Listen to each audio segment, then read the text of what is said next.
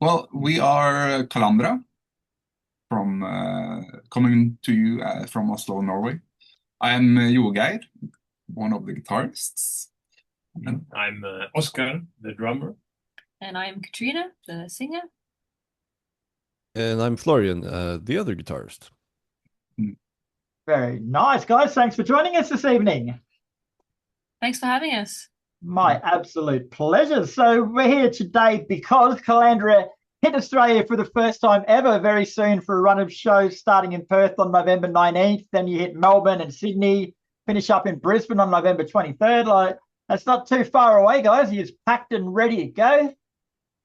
Yes, we've been working on that logistics of things for a while now. Yeah, I just actually got my final email from the Australian government saying that I'm allowed to bring this little fun instrument. The Goton. Yeah, with the permits and everything. Oh, wow. You have to get special permission to bring some of your instruments. Yeah. Yeah, it's something about the nature instruments and the endangered Logical species materials. in Australia, and yeah. Oh, they make it difficult, don't they? Oh, absolutely.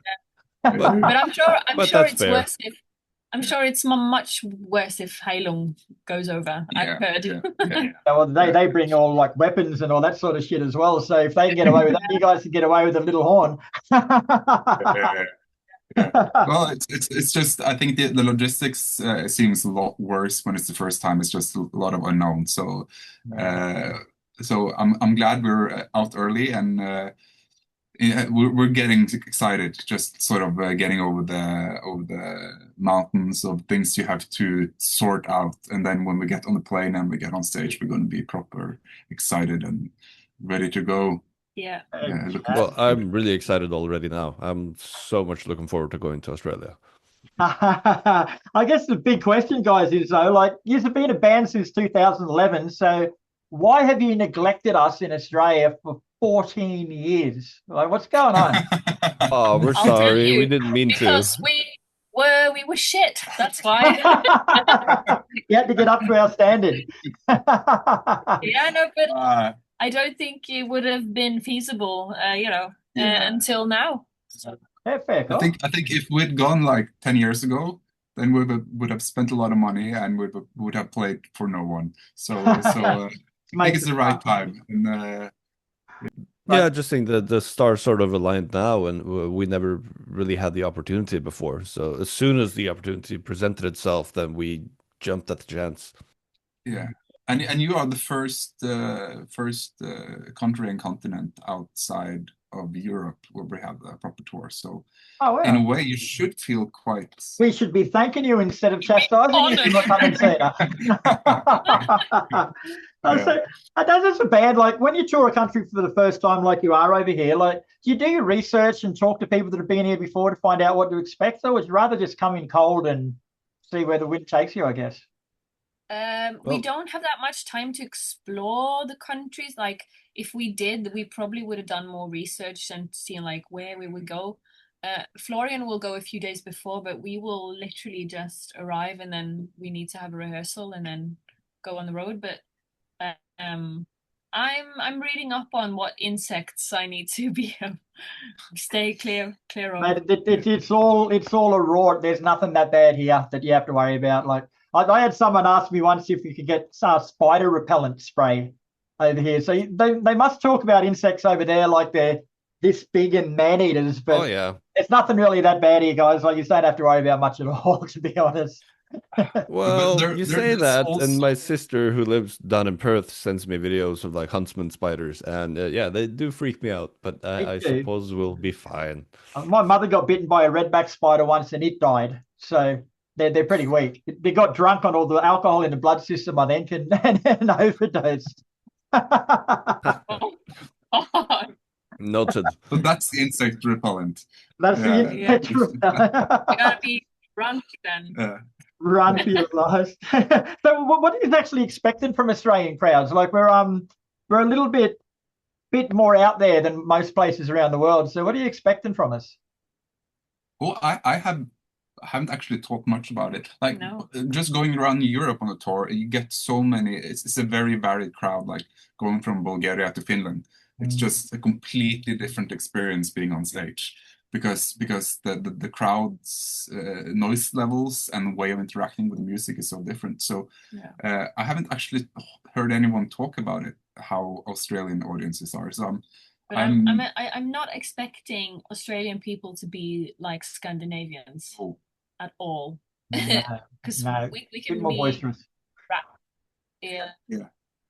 We can be Uh, quite shy, but then when we drink, we can be rowdy and rude. So I don't know. Well, I'll give you a little bit of a tip. Like Australians, like the more we pay out on you, the more we like. The more of a hard time we give you, the more we like you. So if people are yelling abuse and stuff from the crowd, don't take it personally. That's actually a good sign. This is very good to Okay. know. This is like That is good in to know. Yeah. this is like in Toulouse, where in France, Toulouse, yeah, where in France. we were very confused because when they boo, the whole crowd goes boo.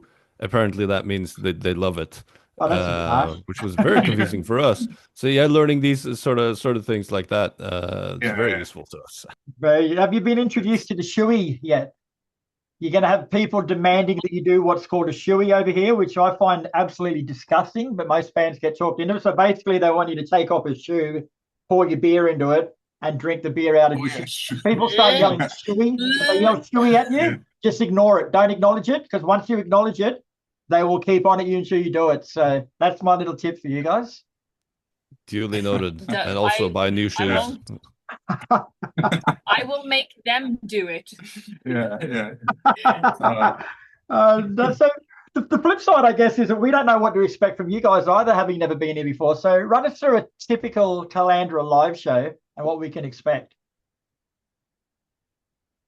Well, I suppose this won't be. Well, we will have to strip away some of the extra doodads we bring to the show because we can't bring it down to Australia. It's too far, too expensive. But we like to take the listener on sort of a journey. So we will have both all the heavy stuff and more of the tender, intimate music and the more like pompous, big stuff. But it's trying to make the concert going waves, so to speak. So it's not like too straining on your ears, but then suddenly we might play something loud and give you a scare. But yeah, it's more trying to transport the listener and the viewer somewhere else for a little bit. So hopefully we'll be able to take them away from nice, toasty Australia back to cold Norway. Nice. Now, the press release refers to the performance as hauntingly beautiful as a live show. So can you elaborate on that aspect for us? I think a lot of our music speaks from the heart. Like it goes into some complicated emotions and tries to untangle it. So often we get feedback from listeners that they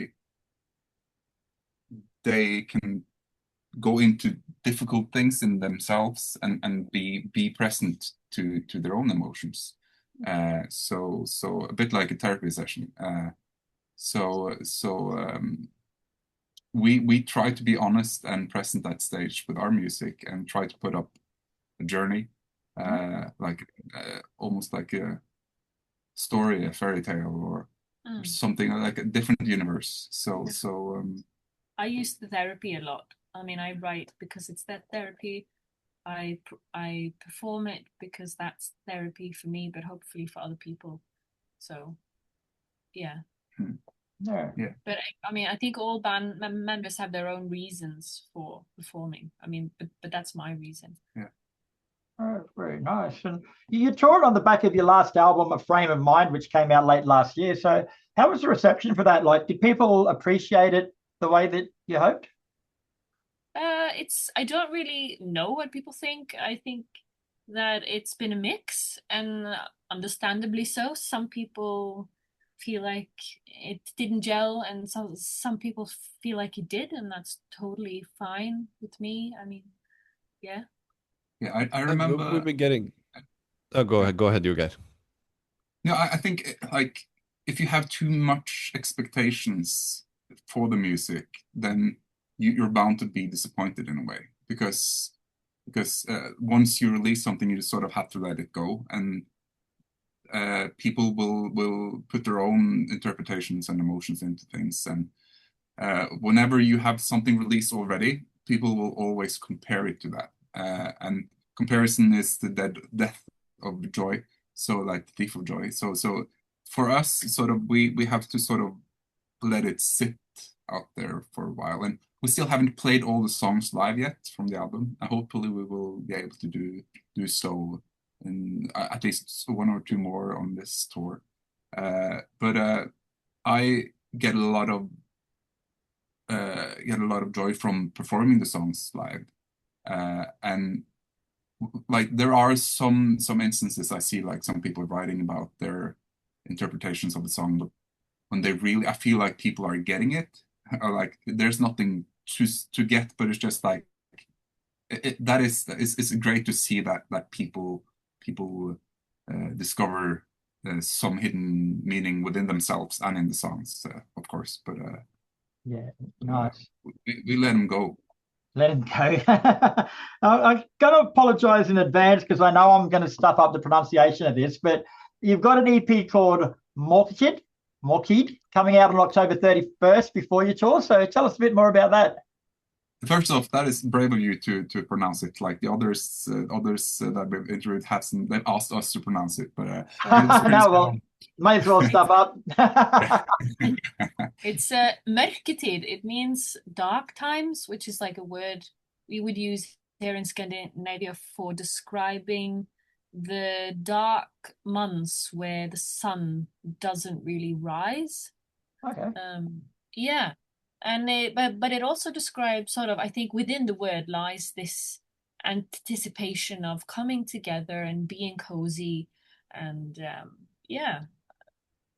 finding comfort with family, friends. Yeah, nice. The press release says that the EP is a collection of dark reimagined songs. So does that mean that they're older songs of yours that you've redone and reimagined, or is it other people's songs? Yeah, so the first one is Mitt hjärta alltid vanker, which means my heart always lingers. That's a 300-year-old psalm, a Christian song that we've rewritten to feel more in tune with nature and more relatable to us. And then Till the End it's our song, but it's a reimagined version and rewritten version of one of our own songs, Bardagin, but it's in English. And I wanted to hear the song as more of like a choral piece. And then we have Ghosts, obviously, which we released last year, which is, it was just like a lonely winter song that we felt like could use some other winter songs. And then we have the last one, which is Hymna til blå fjell, which means the hymn to the Blue Mountains, which I think is the song that our international audience will relate to the least, perhaps, because it's very specifically tied to this Norwegian kids TV show in Norway that would stream on TV about like 20 years ago. We grew up with it, and it's about these blue elves that live in the Blue Mountains in the north of Norway. We basically just wrote that for us. Okay. So, I mean, if you like it, that's great. If you don't, that's totally understandable. No, but back to the song that you said, like it's 300 years old, like the Christian one. Like, how does it feel reimagining a song that's that old? Like it's got to be empowering in a way to be able to take something with so much history and make it your own. It'd be a brilliant feeling. Yeah, I think it's the melody. Yeah, I can start. The melody is like, I think we've written somewhere that is like the heart of Norwegian, Norse Scandinavian nostalgia, like because it's a haunting melody. It's very beautiful. But it's very haunting. And the original lyrics sort of says that my heart lingers with God. It's like it gives you sort of like you need something to believe in the winter. Like you need something to warm you in the dark. And for us, we're not that religious, but we still need something to warm us. So that is maybe what we're talking about in the rewritten lyrics. That it's so we the melody and the message resonates, but we needed to reimagine it and make it our own because we love the melody. Someone who doesn't like music like myself, like just hearing you say that, like, it'd be so cool to be able to, like I say, take something with so much history and rework it in your own image. It'd be awesome. It was a lot of fun, but also kind of, it did feel at times kind of sacrosanct. And having to, I've showed it to friends and family before we're going to release it now. And in the older versions of the lyrics, they didn't really get it, and they were kind of sad. Was why did you change it to this? Like the original meaning is so beautiful, and then we rewrote the lyrics some more, and finally, yeah, they did get it. We managed to keep the spirit of the original, but yeah, bring it into our society. But it will, like I said, feels kind of sacrosanct, but I think we pulled it off. Nice. Yeah. Did you have something to say, Katrine? No, I was just saying, yeah. Yeah. Loosely based, I guess. Like your music blends Norse folk music with progressive rock and Scandic pop. Like that's three genres you don't often hear in the same sentence. So where did it come from? Like, was it a sound that you deliberately set out to create, or did it sort of more present itself naturally? It's not something we consciously think about at all. Genre is very sort of fluid for us.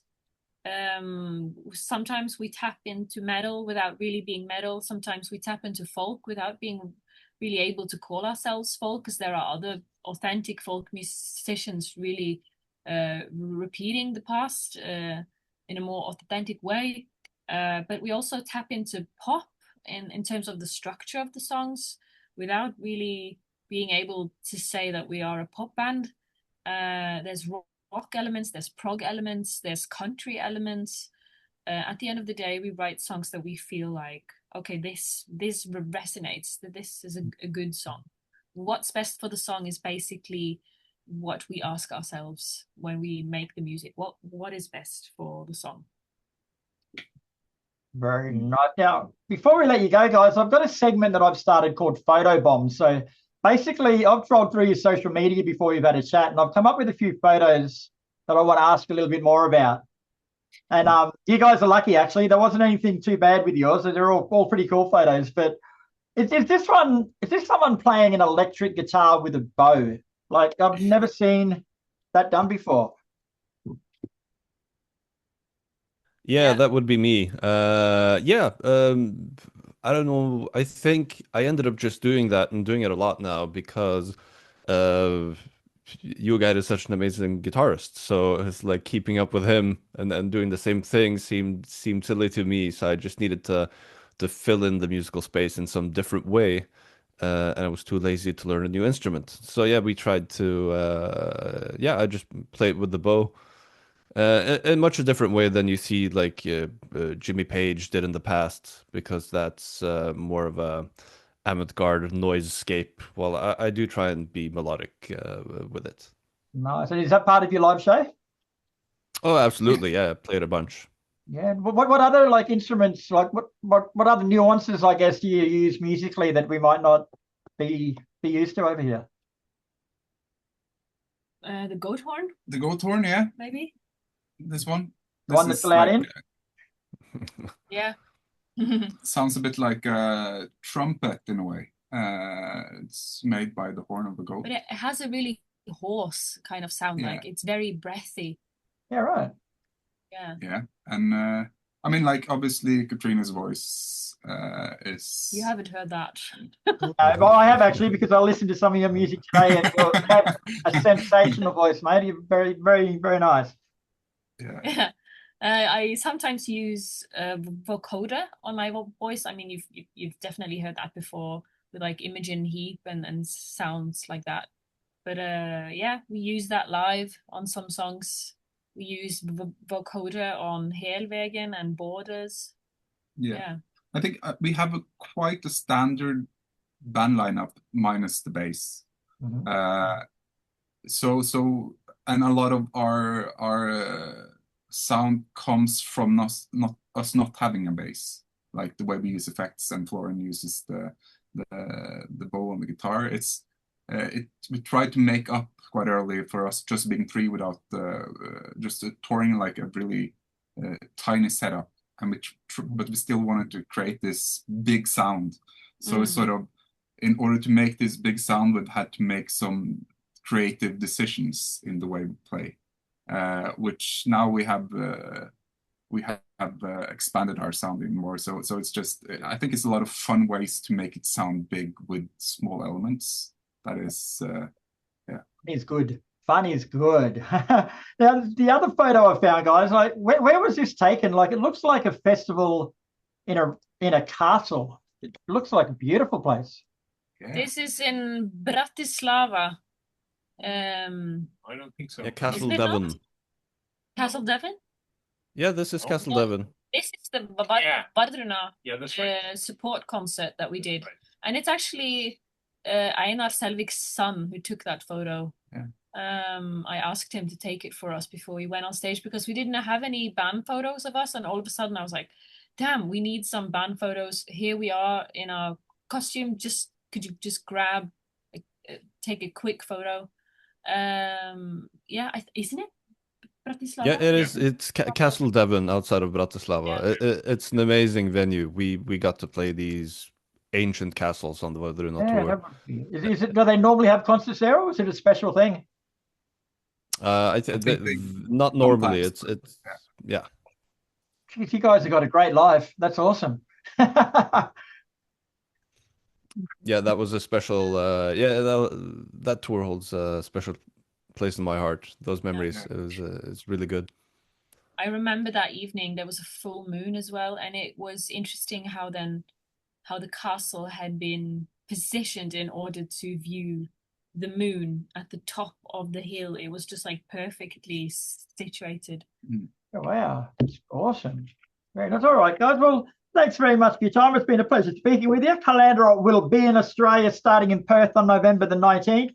I'm going to try and make it along to the Brisbane show because, like you say, you guys sound like it'd be a lot of fun. So it'd be cool to come along and check it out. Yeah. Yeah, looking forward to meet you there. Please do.